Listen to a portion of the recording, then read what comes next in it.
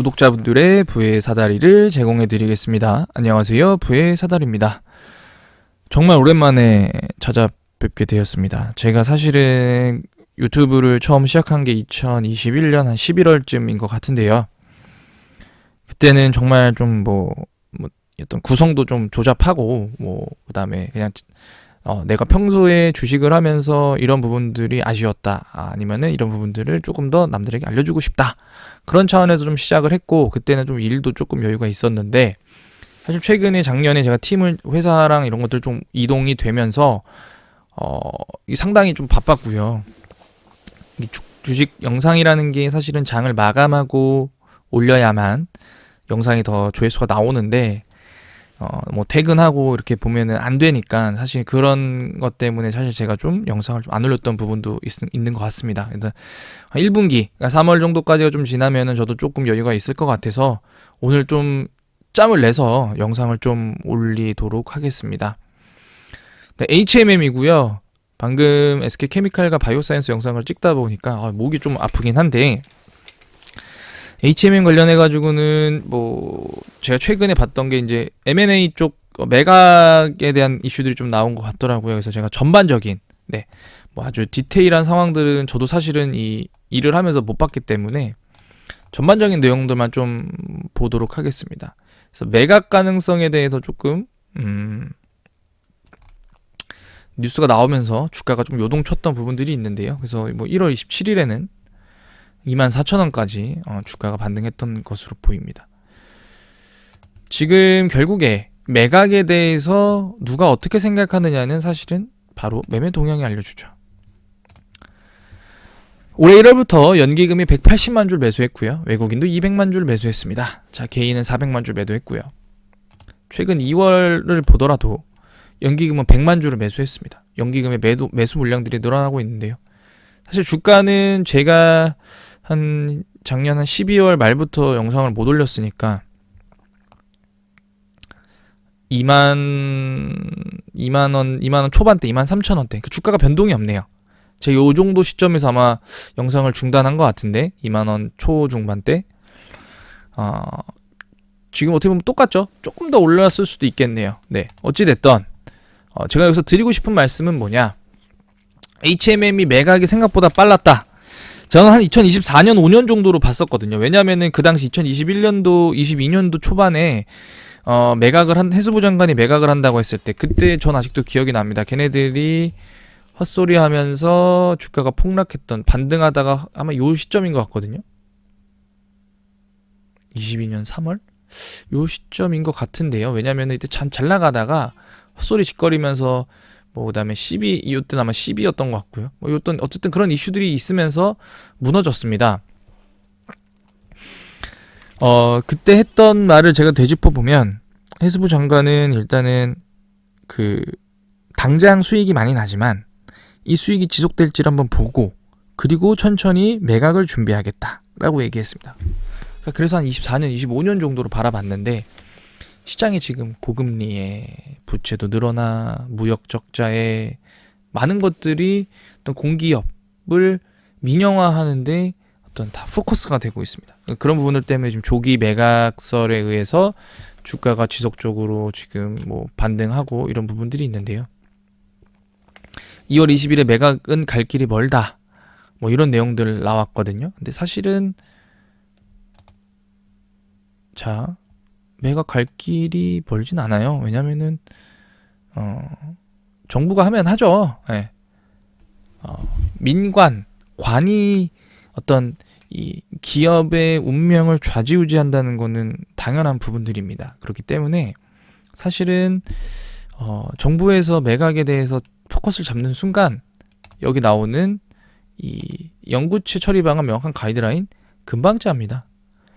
자, 목표 주가 작년 말 보유 현금성 자산 15조 원을 2023년 말 잠재적 총 유통 주식인 6억 8,900만 주로 나눠 산출했다.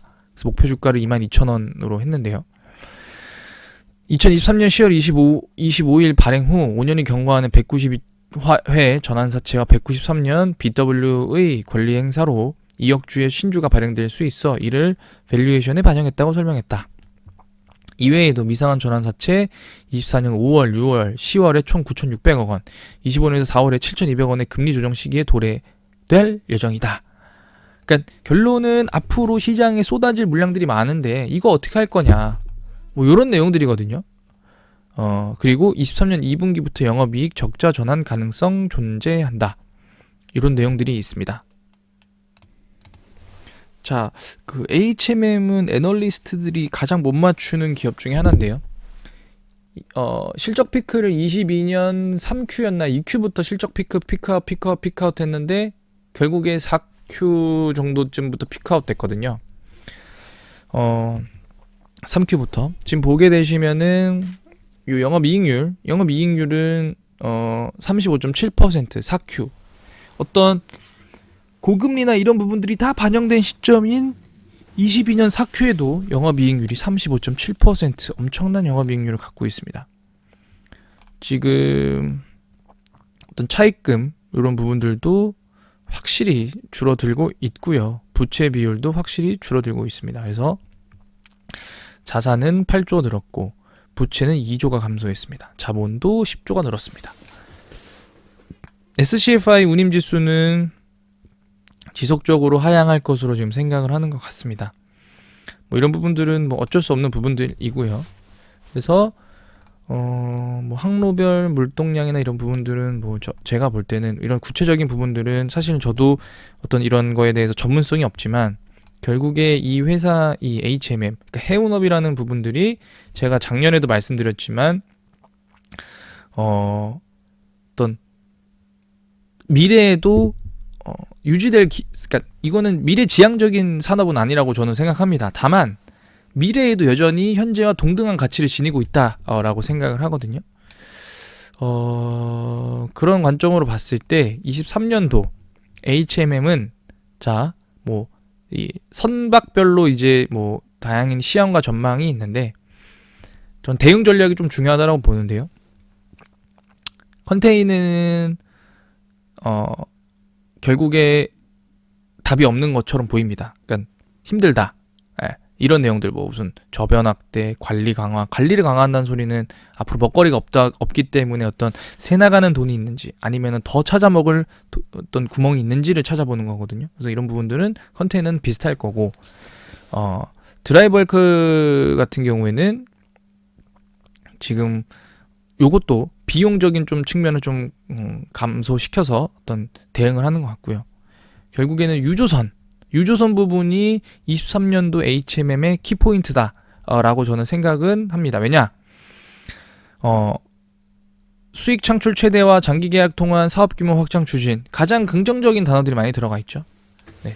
근데 다만 결론적으로 HMM은 글쎄요, 뭐 이것보다는 결국에 마지막으로 한번 단기적으로 크게 띄울 수 있는 건 매각이라고 저는 보여집니다. 자, 매각에 대한 이슈들이 지속적으로 반응이 오면은 2만원 중후반대까지 상승을 할 거고요. 27,8천원대까지. 여기서 만약에 이 애널리스트들이 얘기했던 영구채, 회사채에 대한 관리 방안이 공지가 된다라고 하면은 어떤 개선 방안이 난다면 3만원 중반대까지 올라갈 거고요. 요까지 올라가면은 그때부터는 어떤 보유자의 영역으로 바로 펌핑으로 주가 상승을 가져오면서 제가 아까 보여드렸던 IR 자료에 어떤 이런 내용들 HMM이 컨테이너 드라이버크는 잘 유지하고 유조선 어떤 사업 규모 확장하면서 앞으로 더 커진대 뭐 이런 내용들 뿌려댈 거거든요.